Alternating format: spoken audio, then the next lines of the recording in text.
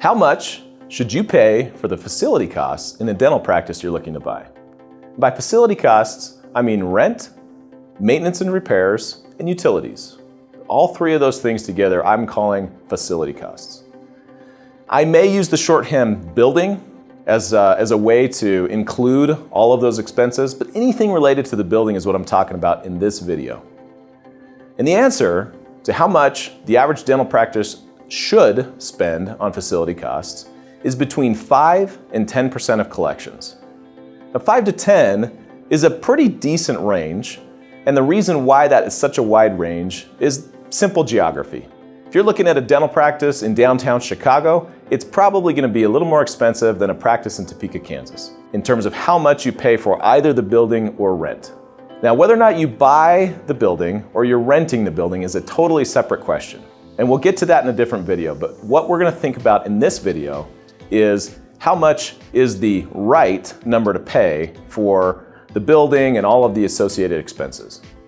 So when you're looking at a practice to buy, it's a very simple matter to add up rent, maintenance and repairs and utilities, any costs associated with the building, add those up and divide by that year's collections to get a sense of whether or not you're in that 5 to 10% range.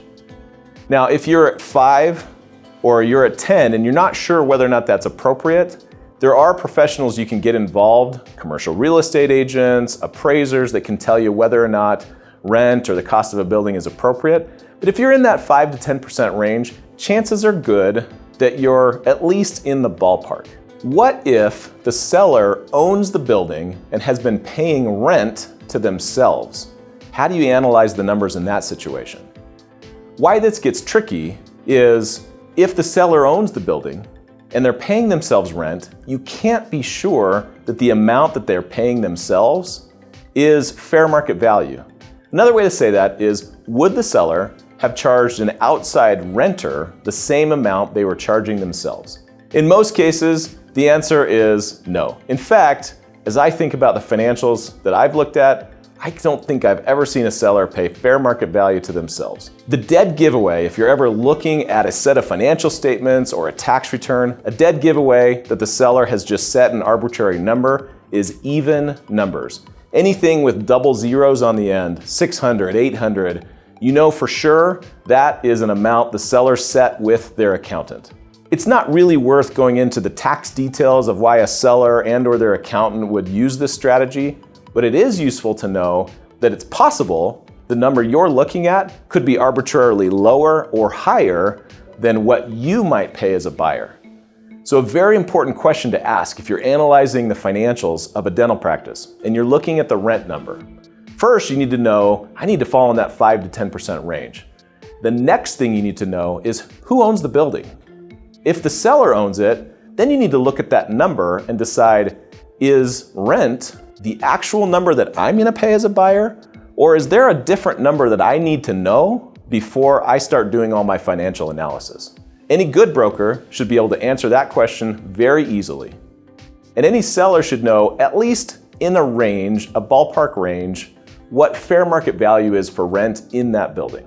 As you nail down the final figure of what you think you're going to be paying to either buy or rent the building, one thing that's really important to remember is the difference between fixed and variable expenses. Fixed expenses are something like rent, where no matter how much you collect in the practice, rent is going to be the same every month, no matter what. A variable expense is an expense that goes up and down with the amount of dentistry done in the practice. The classic example, lab fees and dental supplies. How much you spend and send to Benco or Shine is going to go up or down based on how many procedures you're doing and how busy your schedule is. Rent is a fixed expense, which is good news for you if you plan to grow the practice. One of the huge pros of a fixed expense is if, let's say the practice is collecting $750 today, and you have a game plan, you have a business plan in mind where you want to grow that practice to collect $1 million, 1.25. You want to double that practice, you want to grow that practice to collect $1.5 million. Well, if your facility costs are 10% of collections today, and you double the collections in that practice, well, guess what? Your facility costs still stay the same. Now your facility costs are only 5% of collections. Growth in the practice means that on a percentage basis, you're going to take home more money. So understanding fixed versus variable costs here and in what range you need to be is very important.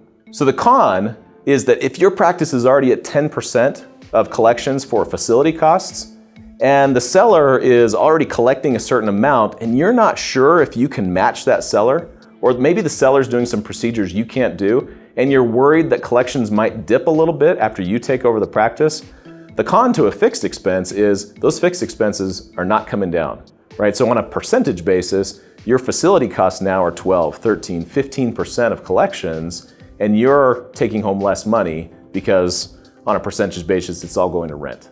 So understanding fixed versus variable costs, big deal. All of these same principles apply whether or not you're renting or buying the building. I've been using rent as an example because a slight majority of buyers tend to rent right out of the gate of ownership. But if you're buying the building, all you need to do is replace mortgage or loan cost with what I use as rent. Add your mortgage and loan costs together with things like repairs and the average utility bills to get the exact same figures that we're talking about here. The magic number with facility costs in a dental practice is somewhere between 5 and 10%, again, depending on geography.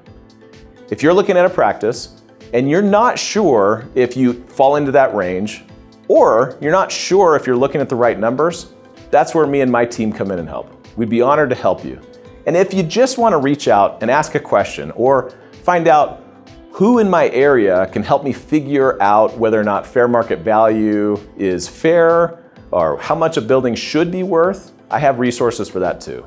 Head over to dentalbuyeradvocates.com.